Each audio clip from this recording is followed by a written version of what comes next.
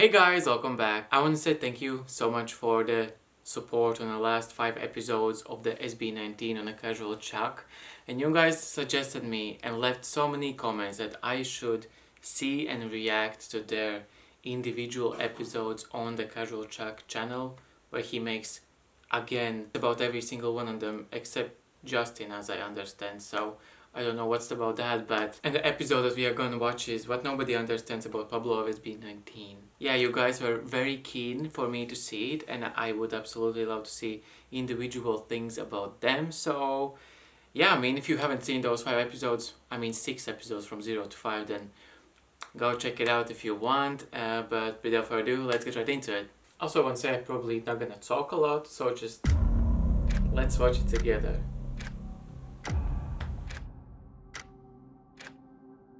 It's okay to make mistakes, Yeah. but don't. Sino ang pinakamatagal mag-ayos? Ay! Let's go! Hindi ko po hindi ako. I did unspeakable things talaga.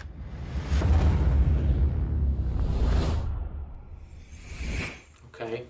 Pablo's childhood was never boring because he was surrounded by a loving family. As a teenager, Pablo was very active in sports. In fact, he made it to his high school's varsity basketball team playing the point guard position.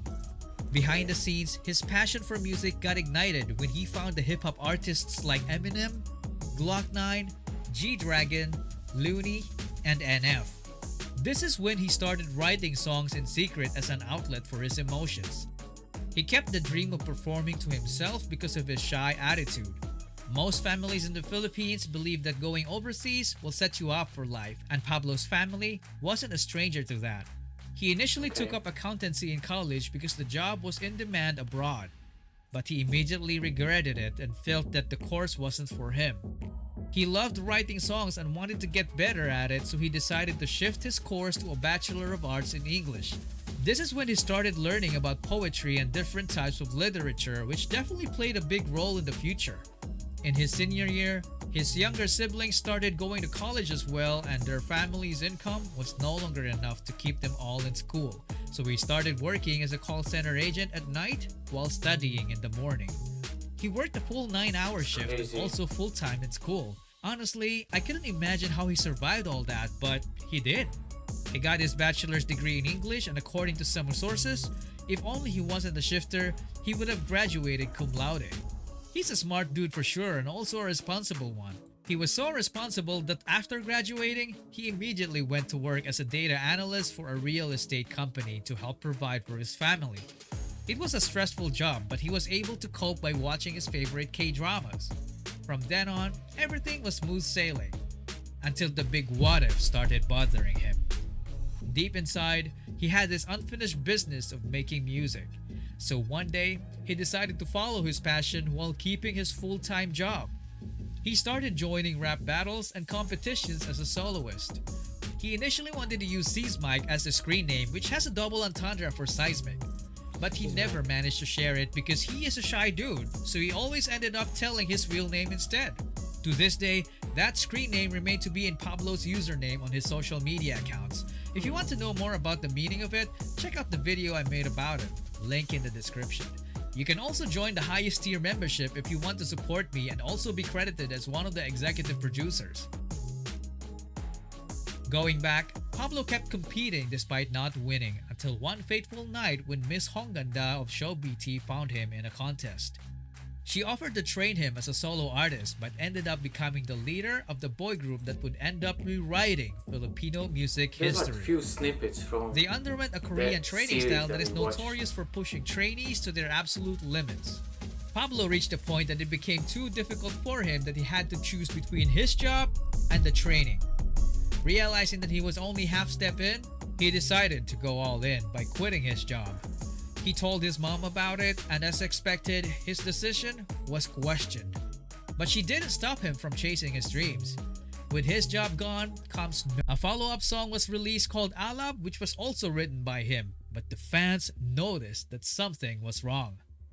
Pablo's name was nowhere to be found in the credits, and when the movie Game Boys was released, SB19's Hanggang sa Huli was the original soundtrack, and it happened again. Twitter fans went ballistic, and there was even a movement that encouraged everyone to mass email Show BT just to give him the credit he deserved. Thankfully, Yeah, that's it was strange. heard. If it wasn't for 18, maybe Pablo wouldn't have gotten the music royalties he has now. So what Yeah, exactly is it that strong. people don't understand about Pablo? Most people would say it's his sassy attitude, but I beg to disagree. We learned in his story that he's arguably the most introverted person in this group, and Stel perfectly described it in this clip. Nung una, ang weird niya po, nagsasalita mag-isa, parang bigla na lang siya nagagano. Sa isang tabi po, nakatayo siya sa gilid. Tapos may training kami, tapos biglang gagano. Tapos biglang gagano siya. Gagano po siya sa gilid. Sabi ko, anong ginagawa na? Nagre-ritual ba to sa gilid? Some fans and even him also think that he's the worst dancer among them, but his co-members think otherwise. I'm really bad at memorizing steps. Yeah, I'm really, really bad. So I you're a good take extra dancer. time. But you're a good practicing. dancer. Really? Yeah. I feel like this episode was of him, like there was some aspects from already the episodes that we watched, but there's like some deeper like meanings of it, and you guys already explained and told me a lot in the comments on those episodes when they were talking individually about them. Yeah, as they say, like he's like the quietest one or the most like into himself, but that also I feel translates why he can write so well, because I feel like people who are the most into them like in their brain and they have like hustled so much like he has and like done so many things, like there's so much happening in your head, and I feel like because of that there's so much conversation probably happening at all times that he just puts it out on a paper or like types, so however he does it. Yeah, I mean I feel like that is one of the curse and a blessing of like never stopping thoughts going around, that you can,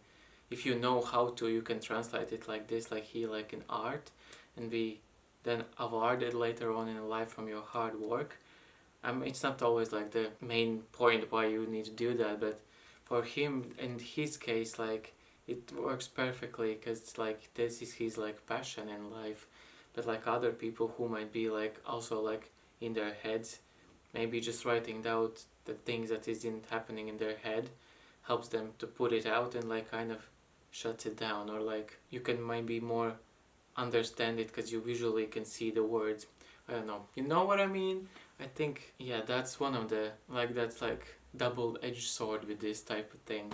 But yeah, overall I like this episode. We revisited the whole journey of his, and from beginning from his family till now, and the struggles, and like getting degree and changing the degree what he's studying about and not going abroad, and understanding himself and choosing and picking for himself and going for his passion, and that's amazing. And so glad that 18 and Josh were behind him in his most difficult times, and that he's here and he's now thriving, I hope. And yeah, I mean, thank you for suggesting this episode.